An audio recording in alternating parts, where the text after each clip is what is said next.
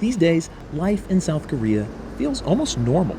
A coronavirus success story, thanks to a massive campaign of testing. But that's not the only reason.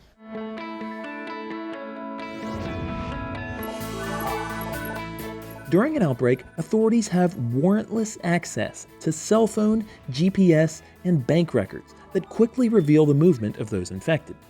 Authorities then send that info via text message to people who might have been exposed. Those messages contain very detailed information, such as someone's neighborhood, nationality, gender, and age. They also say exactly where that person has been.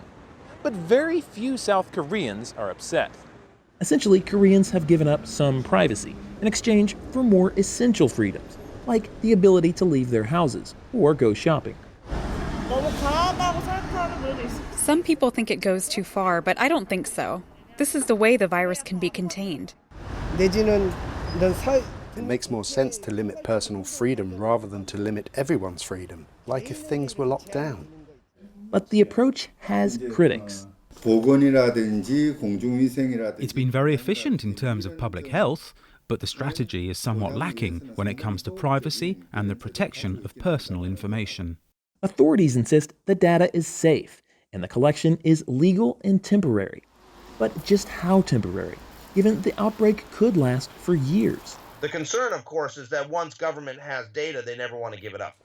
That may not be a big problem in democratic South Korea, but Human Rights Watch says Seoul could set an example for other countries to follow. We need to see time-limited expiration of some of these powers, in democratic governments and countries like South Korea, where they would set as a model that, we recognize that these urgent times may require this kind of action, but when we go back to a normal time, we will not do this. It's the same question that's coming up in countries around the world: how to balance public safety and privacy. Maybe the best defense of South Korea's approach was its recent election. Even during a pandemic, voters felt safe enough to turn out at the highest level in nearly 3 decades, giving the ruling party a landslide win.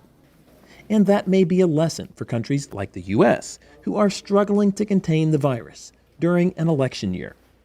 Bill Gallo, VOA News, Seoul.